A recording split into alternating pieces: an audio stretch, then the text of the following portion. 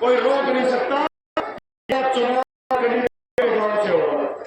साथियों, ये इससे परिचय 60 सालों से बहुत नेता चुनाव लड़ते रहे हैं, बढ़ते रहे हैं, जब काम मांगने वाले बने हैं।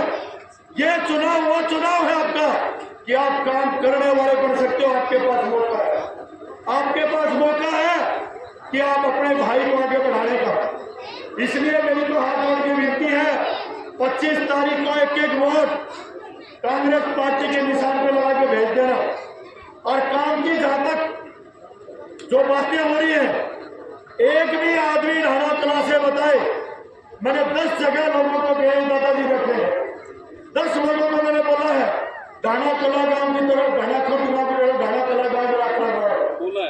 जितना विकास का काम चाहिए, जो कुछ लोग आपको ये कह रहे हैं कि भारतीय जनता पार्टी को वोट देना तो ढाना कला के काम नहीं होंगे, आज इस चौपाल के अंदर कह के जा रहा हूं, ढाना कला के जितने काम आप लिस्ट बना के लाना, अगले 5 साल में मैं पूरे करूंगा।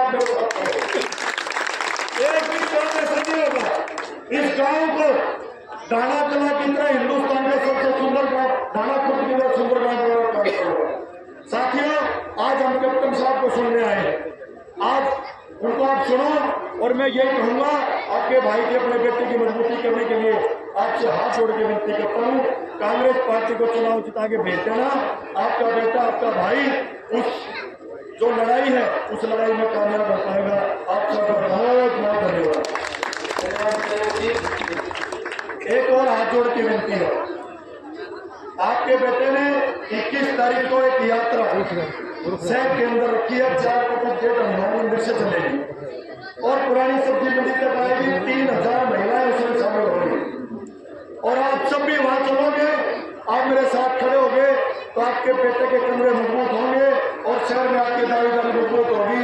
आप सब वहां यात्रा में पहुंचना और अपने बेटे का साथ देना। बहुत बहुत धन्यवाद। अब हमारे मेरे थाना गांव के साथियों, मंचल जी हमारे बीच में हमारी छोटी सी आवाज पर पहुंचे। ऑल इंडिया कांग्रेस के अध्यक्ष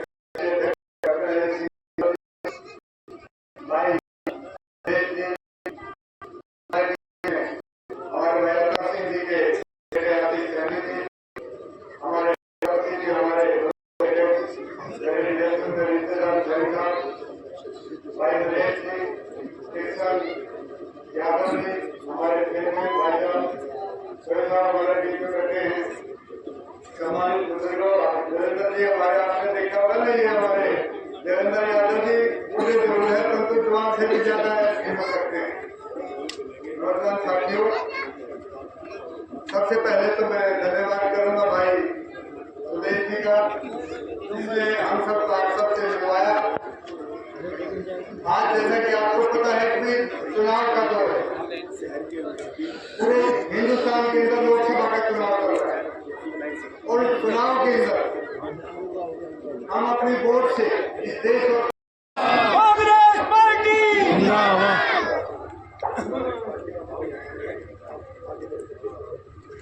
यहाँ पर उपस्थित हमारे बीच में हमारे ओबीसी के प्रदेश अध्यक्ष सैनी जी,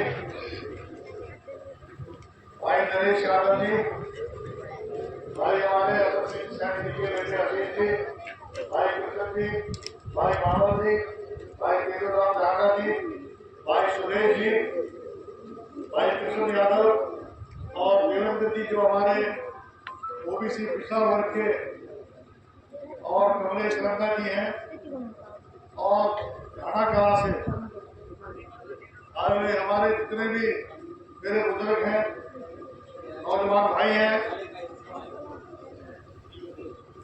हास्य से विशेष लगाव है। राजनीति में जब हमें ताकत मिली थी तो मैं राव बच्ची सिंह जी समय समय पर हास्य गांव का दौरा करते रहे और जो कुछ हमारे से बना हमने किया।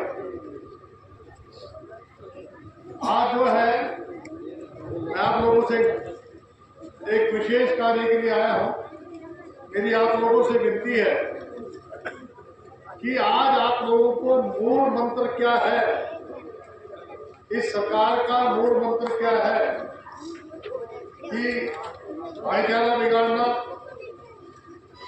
आपस में लड़वाना, ये विकास की बात नहीं करेंगे, ये स्कूल खोलने की बात नहीं करेंगे, ये कॉलेज खोलने की बात नहीं करेंगे, ये मेडिकल कॉलेज खोलने की बात नहीं करेंगे, ये रोजगार देने की बात नहीं करेंगे, ये केवल एक ही बात करेंगे।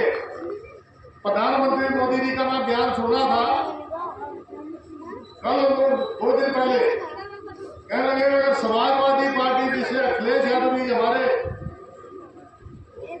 मुलायम सिंह जी के बेटे हैं और विपक्ष के नेता हैं, और अगर राहुल गांधी जी की सरकार आ गई तो राम मंदिर पर बुलडोजर चला देंगे। क्या इस बात पे आप विश्वास करोगे? नहीं। तो आप मुझे बताओ, एक प्रधानमंत्री अपनी गरिमा से नीचे गिर के और इस प्रकार का बयान दे। अरे कई भाई कहते हैं मैं मोदी जी को वोट दे रहा हूं। अरे मोदी जी, जब आप जो है यहां तक इतने गिर गए, कल लगे कांग्रेस जब राज आ जाएगा तो आपका मंगलसूत्र ले जाएंगे। अरे 55 साल राज हमने किया, 30 साल मैं एमएलए रहा, किसकी बहन बेटी का हमने मंगलसूत्र दिया? जो लोग, जो देश का प्रधानमंत्री इतनी गिरावट पे आ जाए और देश को बांटने की बात करे, मनमोहन सिंह जी के बारे में कहने लगा कि उन्होंने अपने बयान में कहा कि सब कुछ मुसलमानों को दे देंगे। जब वो बयान आया तो उसमें क्या बोला था उन्होंने? पिछड़ा वर्ग का, शेड्यूल कास्ट का और माइनॉरिटी में इसमें क्रिश्चियन भी आते हैं, सरदार भी आते हैं, जैनी आते हैं, उनका हक भी उनको दिया जाएगा। अगर देश का प्रधानमंत्री इतना झूठ बोले, राहुल गांधी जी ने भारत जोड़ो यात्रा करी, 4000 किलोमीटर चले, आपके सामने एक भारत जोड़ो न्याय यात्रा करी, गरीब की सुनी, महिलाओं की सुनी, युवाओं की सुनी, लेकिन मोदी जी ने आज तक कभी भी लोगों के बीच में नहीं गए। मणिपुर में महिलाओं को नगर करके घुमाया गया, मोदी जी एक दिन भी उनकी सुन लेने नहीं गए। आज महिला सुरक्षित नहीं है, 8 वर्ष के अंदर महिलाओं को ट्रक में चढ़ा दिया, लेकिन आज तक मोदी जी कभी वहां नहीं गए। मेरा आप लोगों से कहना है कि आज आप लोगों ने एक अहम फैसला लेना है कि आपने इस देश का संविधान बचाना है या लोकतंत्र बचाना है। अगर इस बार मोदी आ गया तो मैं आपको आज एक बात कहना चाहता हूं, इस देश में लोकतंत्र खत्म हो जाएगा। अगर संविधान बदल दिया गया तो आपका आरक्षण खत्म हो जाएगा। अभी आपके सामने हमारे गिरदावर साहब बता रहे थे, क्रीमी लेयर 6 लाख रुपए कर दिया हरियाणा में, देश में 8 लाख है, उसमें किसान की आय भी डाल दी और आपके जो कर्मचारी हैं उनकी तनख्वाह भी डाल दी। 6 लाख में चपरासी के बेटे को आरक्षण मिल जाएगा। बताओ, क्लास 4 के एम्प्लॉय को आरक्षण मिल जाएगा, किसान की आय जोड़ दी तो आपको आरक्षण मिल जाएगा। हमारी सीटें खाली रह जाती है, हमारे बच्चे मेहनत करते हैं बीसीबी के अंदर, आप लोगों को क्या दिया? तो मैं आप लोगों से कहना आया हूं, आज जो है एक व्यक्ति जो 4 लाख का 5 लाख का चश्मा पहनता है, 5 लाख का बूट पहनता है और 10 लाख का सूट पहनता है और 4 बार कपड़े बदलता है और 150 करोड़ के एरोप्लेन में घूमता है, वो शहंशाह है, वो राजा है। वो कहता मैं चाय बेचता था, मुझे चाय तो पता नहीं बेचता है या बेचता नहीं था, लेकिन देश बेच दिया। आप बताओ, बैंकों का निजीकरण कर रहे हैं, आरक्षण किसका खत्म होगा? आप लोग खत्म होगा। एयरपोर्ट, बंदरगाह, रेलवे स्टेशन बहल और जितने भी जो भाजपा में चले जाते हैं, चाहे नारायण राणे हो, चाहे अजीत पवार हो, चाहे हेमंत शर्मा हो, चाहे आपका कोनी बिश्नोई हो, जिसके पीछे उड़ी रखती है बीजेपी में चले जाओ, गंगा नहा लेता है। उनके पास एक ऐसा पाउडर है, वॉशिंग जोश में गया वो पवित्र हो गया। इन्होंने किसी भी भ्रष्टाचारी को सलाखों के पीछे किया। मैं आपको पूछना चाहता हूँ, अभी इन्होंने नायब सैनी को मुख्यमंत्री बना दिया केवल इसलिए कि पिछड़ा वर्ग के लोगों की वोटों पर शेर लगा सको।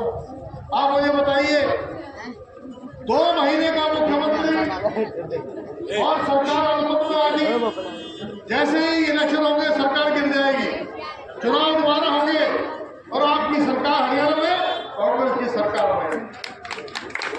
भाई आपके अंदर जी है, यहाँ काम कर रहे हैं, भाई आशीष जी यहाँ पर आए हैं। मैं एक ही बात आपसे कहना चाहता हूँ, अगर आप चाहते हो कि किसान का सरकार बने, युवाओं की सरकार बने, हमारी सरकार आई तो युवाओं के लिए हर महीने 8500 रुपये देंगे। हर युवा को जो बीए पास है, हर महिला को जो सबसे बड़ी महिला होगी घर के अंदर उसको 8500 रुपये देंगे। हम लोग जो हमारे मनरेगा में 250 रुपये से 400 रुपये कर देंगे। इसके अलावा आपको बताना चाहूंगा कि हमारी सरकार ने ये भी फैसला लिया है कि 3 यूनिट बिजली फ्री देते हैं। आप बताओ क्या गरीब का भला होगा? आज अदानी और अंबानी आपके सारे गोदामों में आपका अनाज भर लेते हैं। किसान की जब बाढ़ आती है, ये कहा था आय दोगुनी कर देंगे, आय दोगुनी करी, उन्होंने कहा था हम 4 करोड़ वापिस लेकर और न्यूनतम मूल्य देंगे। आपको मिला, आपको सम्मान के रूप में 6000 रुपये देते हैं। ये डीजल का भाव क्या हो गया भाई? बताओ, मेरे का भाव 90 रुपये हो गया। हमारे टाइम में 50 रुपये था, 95 हो गया। और डीएपी का कट्टा 40 किलो का हो गया और रेट बढ़ गया, पहले 50 किलो में था। मैं झूठ तो नहीं बोल रहा, सही बात है।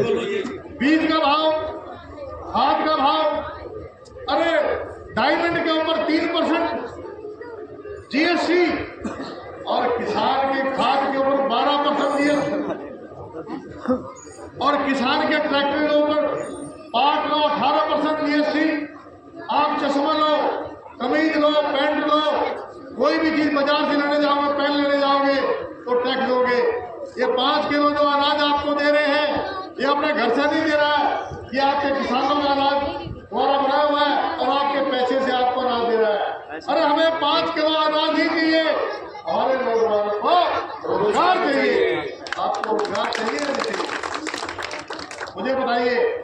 ये कहता है कि मंगलसूत्र जो है महिलाओं में ले लेंगे। अरे जब हमारा राज था 2014 में, सोने का भाव कितना था? 28,000 रुपये। अब कितना है? 75,000 रुपये तोड़ा। तो भाई कौन लूटा इस देश को? अडानी और अंबानी के राज है। आप लोगों से मैं ज्यादा वक्त न लेता हुआ मेरी आप लोगों से एक ही विनती है कि अगर आप चाहते हो इस देश के अंदर अग्निवीर योजना, अग्निपथ योजना लेके आए। अरे 4 साल की नौकरी।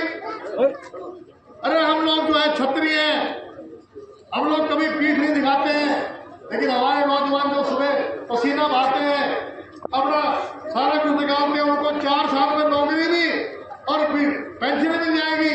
अग्निवीर कोई शहीद होगा उसको शहीद का दर्जा नहीं देंगे। अग्निवीर चाहते हैं आप? नहीं चाहते। हमारी सरकार आएगी, अग्निपथ योजना में खत्म करेंगे और 15 साल की नौकरी करेंगे। आपको पेंशन मिलेगी, आपको हर प्रकार की सुविधाएं मिलेगी। हम लोग जो है किसान की बात करेंगे, हम रोजगार की बात करेंगे, हम महंगाई कम करने की बात करेंगे। आज आपके बीच में मैं और हम सब लोग भाइयों में आए। मैंने देखा भाई नरेंद्र जी ने बहुत काम किया है। इससे पहले आपके भाई यहाँ से आशीष जी बैठे, इन लोगों ने जब भी राज रहा, पिछड़ा वर्ग का जब भी यहाँ पर राज रहा तो इन लोगों ने काम किया है। मैं उन लोगों से एक ही बात कहना चाहता हूँ, मैं राज से पिछड़ा वर्ग का अध्यक्ष हूँ। मेरा एक ही सपना है कि पिछड़ा वर्ग की हम एकता करें।